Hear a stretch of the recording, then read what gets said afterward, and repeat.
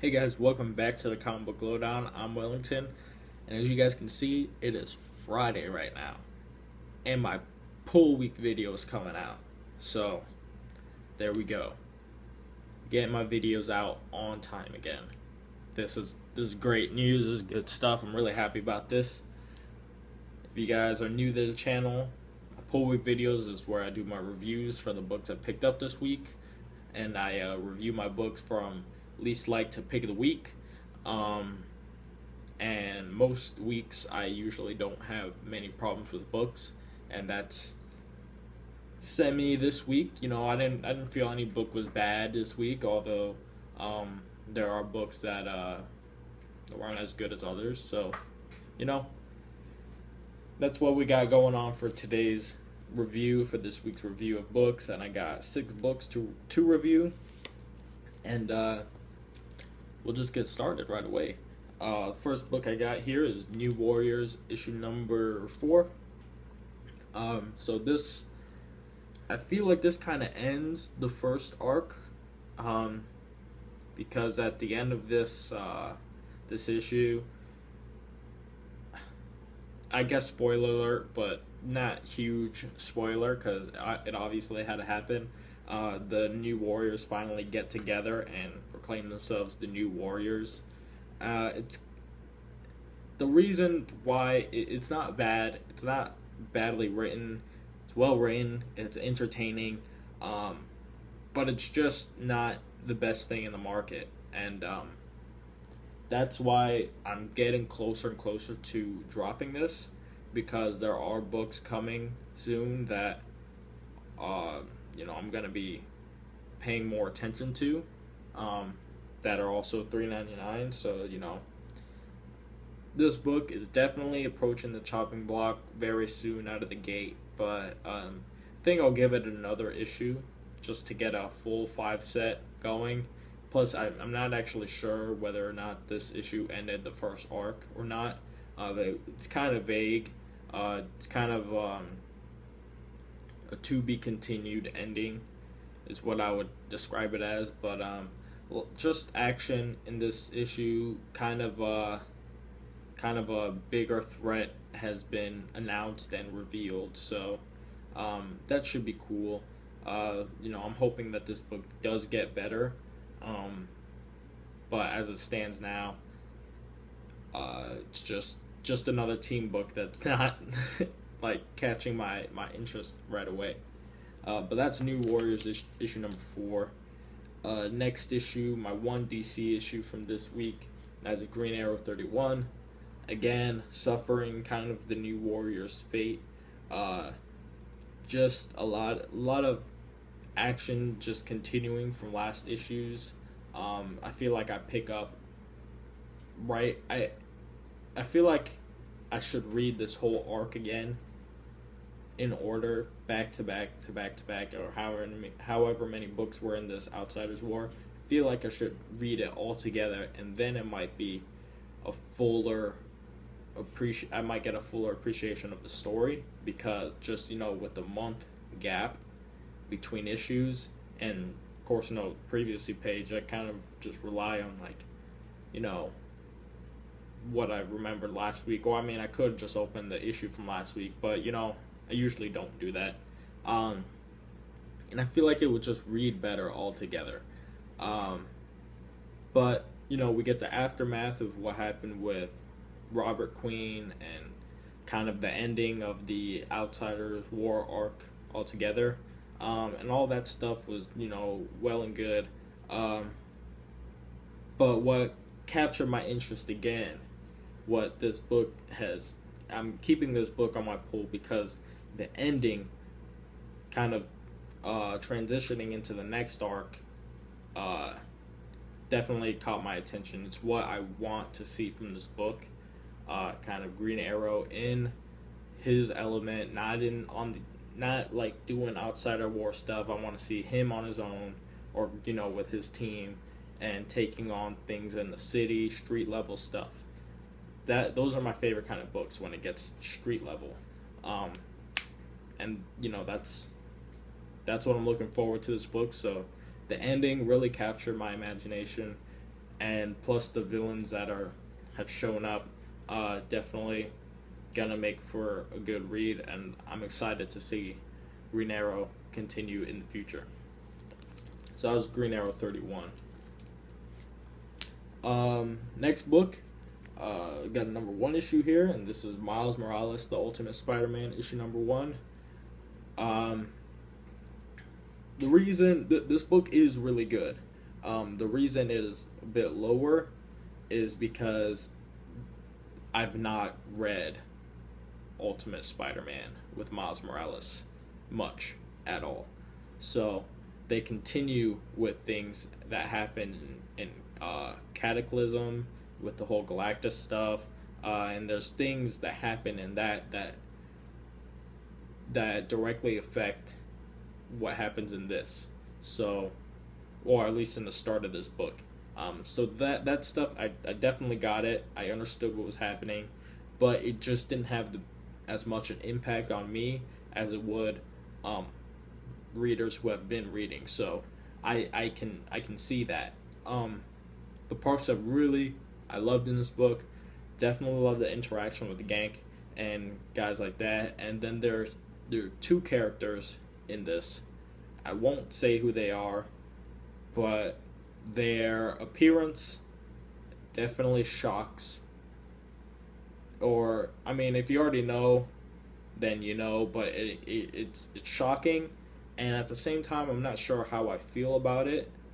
In one corner, I'm excited to see these characters, but in the next corner, I feel like it's better had they not appeared. I think I might have given a little bit too much away with that, but anyways, with the return of these characters, or with the appearance of these characters rather, it kind of makes me wonder where this book is going to go, especially since it's the number 1 issue. So, we'll see. But this book altogether, really good book, really great dialogue, and really nice setup for what's to come. Next book, we got The Amazing Spider-Man, issue 1.1, Learning to Crawl. Alex Ross cover, everybody should be able to appreciate that. That's beautiful. I want a poster of that. But this issue, again, if you didn't see my whole video where I kind of explained why I like these 1.1 issues for this specific situation, I'll say it again. Dan Slott's got a lot that he wants to tell, a lot of story he wants to tell, and like this story itself, it's going back to an origin type deal, so I really don't want to see that in the main Amazing Spider-Man title. But this is kind of like a mini series, kind of like a shoot off, but with Dan Slott still writing it. So that's why it's being advertised as 1.1 issues and as point issues rather than just mini series themselves. But anyways, there's a lot of stories that he wants to tell that he teased in the Amazing Spider-Man issue number 1 that kind of stray from the main story of Peter Parker coming back. This one goes to origin again and gives us a story that has not been told from the origin, so kind of not a new take on the origin, but an extension on the origin, which I'm totally fine with. And this issue definitely set up a really nice deal with kind of going into Peter Parker as soon as Ben has passed, how he feels that he must pick up the mantle of being the man of the house and taking care of Aunt May, and really just getting money to pay off debts that Uncle Ben had, like loans and overdue payments on the house and things of that nature. Adult things that he's taking upon himself at 15, and at the same time kind of doing it in a way that makes sense, and he's going about it by doing his celebrity stuff some more, because in the original origin, it's like, oh, Uncle Ben died, my fault, kind of. So, with great power comes great responsibility. I'm gonna go take on crime. And this kind of gives it more realistic feel, whereas it's like I have to, it's my responsibility now to kind of take care of business that Uncle Ben should have been taking care of if he were alive, and that's raising money for bills and things like that. And so he's doing so by doing performances on TV and such. And so, yeah, so I really like the idea of this. And then, we're taking twists at the end of this with a kind of obsessed fan, and I'm liking where this is going. Definitely pick up Amazing Spider-Man issue 1.1. Really cool stuff. Now, the next book, this is the review a lot of people have been wanting, because a lot of people have been unsure. And I'm here to tell you that this book was really good. That's Original Sin, issue number 1. Now, this book, Jason Aaron writing, Mike Deodato on art. Art is fantastic in this book. The writing, dialogue, to plot, to just the how the plot moves at the pace. Its pacing is great, dialogue's great, plot's great. Just this whole book really puts a lot of things in it and flows. It makes it flow very nicely, very smoothly, and we pick up everything that Jason Aaron's putting down, and yet we're still like, okay, what's happening? So, this book, just it touches on many things that I like with a book, especially an event book that's going to be a big event. I'm thinking, it puts it more down to earth, and it's not this huge cosmic level thing, even though it is a huge cosmic level thing with the Watcher being shot dead. The Watcher is dead, and that's not even a spoiler. That's the whole thing about this book is who shot the Watcher. And without giving too much away, it's really just like a mystery, like a hunt to find who shot the Watcher and who could have, and with what kind of weapon could kill the Watcher and things like that. And it gets to the point where one of the characters says, and this is kind of, well, no, it's not a spoiler. It gets to the point where one character says, there's only a few people in the world who even knew who the Watcher was, and even few, and most of those people weren't even bad guys.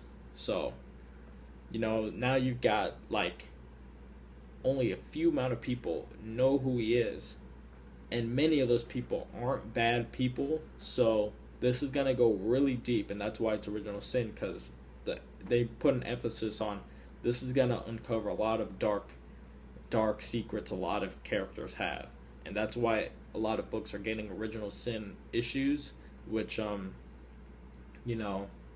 course tie-ins are always tie-ins with events, but I'm actually interested in seeing these tie-ins. Like, the covers for a lot of them are very interesting, even the Fantastic Four one, and I'm on record of not being a huge Fantastic Four fan, but the cover for the Original Sin issue was definitely interesting.